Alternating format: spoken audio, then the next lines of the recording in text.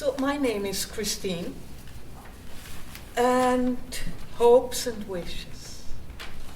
I still have Florian's story in my head.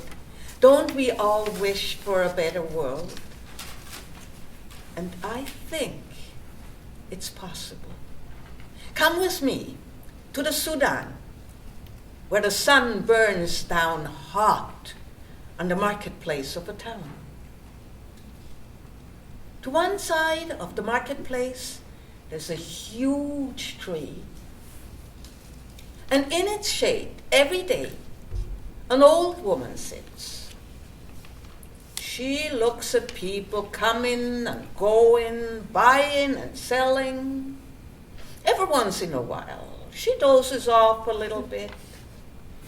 It's her space. And everybody knows her, and everybody respects her space. But one morning, as she comes there, there's somebody sitting in the shade. The devil.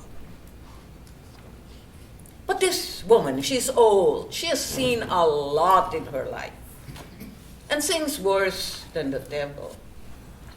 So she sits down next to him, gives him the time of the day, chats with him as old women, you know it, they love to do. What you also know is that wherever there is the devil, he attracts evildoers. Soon the place is swarming with thieves, liars, swindlers. There is a murderer.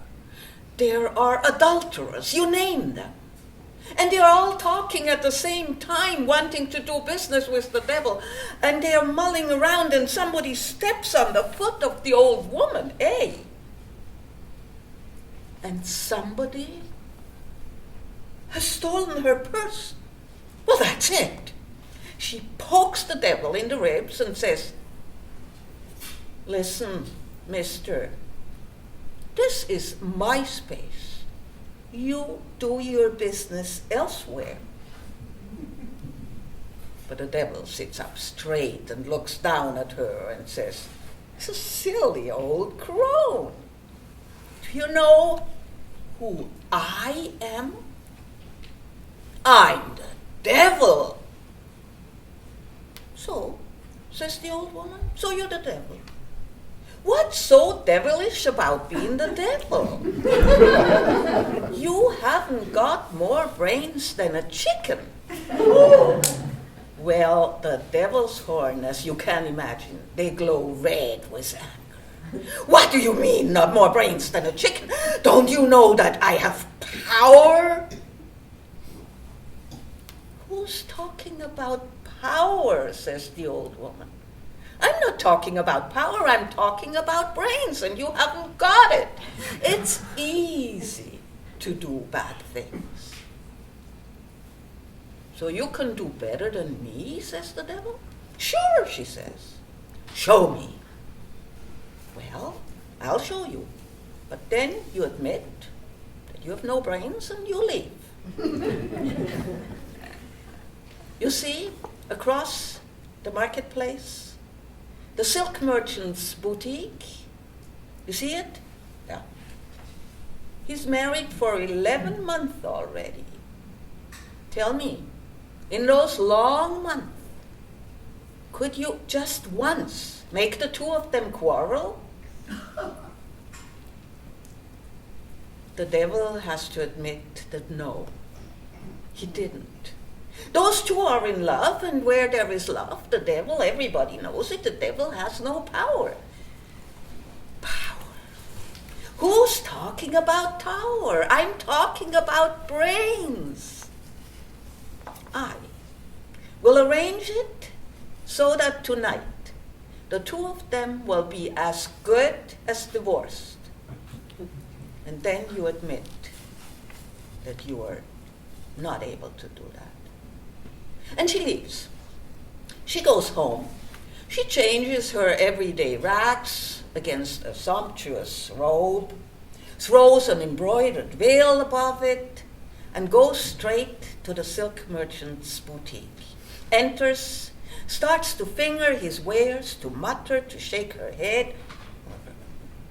And the silk merchant says, "Lady, what is it? What can I do for you?" "Nothing," she says. "You haven't got it." "What do you mean I haven't got it? I got everything. What do you need?" "Well, that's rather a long story. May I sit down?" "Thank you." "Well, you see, I have a son. He's my only son. He is the joy of my old age. He is the light of the apple of my eye. Oh, he's such handsome. He's so clever. He's so kind. Such a wonderful young man. And finally, he's fallen in love. It was about time, wasn't it? Just, there is a little problem. But what can I do about it? I mean, he's the apple of my eye. He's the joy of my old age. There's nothing I can do about it. I know it's not right, but he fell in love with a married woman. No. It's not what you think. She is good and willing to run away with him under one condition: that he brings her a length of cloth that's unique, that no one in the whole town should have the same robe. And you haven't got it. You have lengths and lengths and lengths of the same clothes. "Madam," he says, "follow me." And he leads her to the private room behind the boutique. And there he takes from a shelf a length of clothes. I wish you could see it. Silk from China, embroidered with silver and gold and all the colors of the rainbow and birds and flowers. Beautiful. She buys it. He wraps it. She picks up the parcel and walks away. Walks right to the silk merchant's house. Knocks at the door. The young woman opens the door. "Oh, lady, please excuse me. I'm such a silly old woman. I know I shouldn't have gone out. Oh, why did I do it? But I did it. I'm so sorry. And now I feel faint.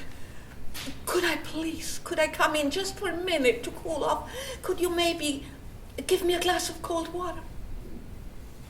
"Come on in, grandmother. Come on in." She leads her to the living room, makes her sit down at the ottoman, goes to the kitchen, doesn't even prepare a glass of cold water. No, wonderful cold fruit sherbet. The old woman, left alone, pushes her parcel under the coffee table, where later it can be easily found.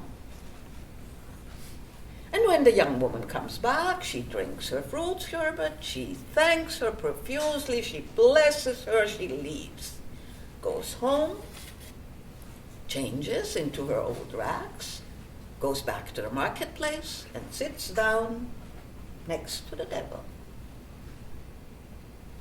The sun is gradually coming down.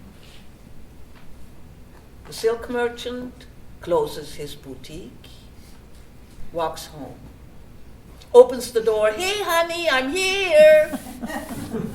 She's in the kitchen, preparing supper. He sits down at the ottoman, stretches out his long legs under the coffee table, and finds the parcel. Looks at it. "That's my wrapping paper. What is it?" Oh my God. "That's the material I sold to seduce not a married woman. My wife!" His face goes red. His eyes bulge. There's foam coming out of his mouth. He jumps up. He runs to the kitchen, yelling, grabbing whatever he gets, plates and pots and pans, and throws them after his wife. And she just looks at him. He's gone raving mad. She runs out by the back door, runs to safety, runs to her parents' house. See, says the old woman to the devil. Yes, says the devil. The devil understands, but you might have to be told. This is a Muslim country. Young, newly married women don't leave their husband's house during the first year. The parents might come and visit them, but they never go back to their parents' house during the first year. And I told you they're married for 11 months. The only way she would go back to her parents' house if he had said the fatal words, "Your back is to me like your face," which is the formula for divorce. So, that's it. See, says the old woman. And the devil says, I see and I'm leaving. No, you don't leave. I told you, doing evil is so easy. Doing good is difficult. Could you reconcile those two? Of course not. They're divorced. That's the end. I will do it. By tomorrow at noon, those two will not only be reconciled, they will be in more love than ever. And then you leave.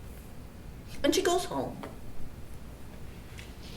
Sleeps well. Not so the silk merchant. He tosses and he turns and he cries and he rages. It's terrible, and he's very happy the next morning to leave his lonely house, unkempt.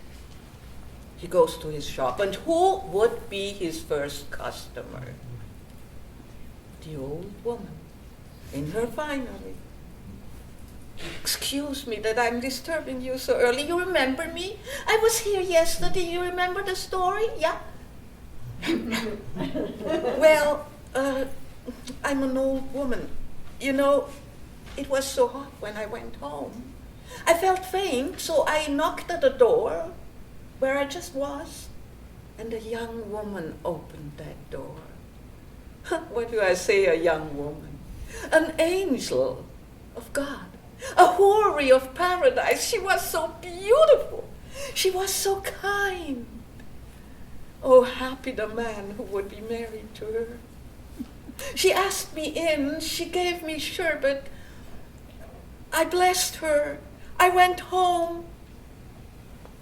And only when I was at home, I realized that I had forgotten my parcel at her house. Now I'm an old woman. My memory isn't what it used to be.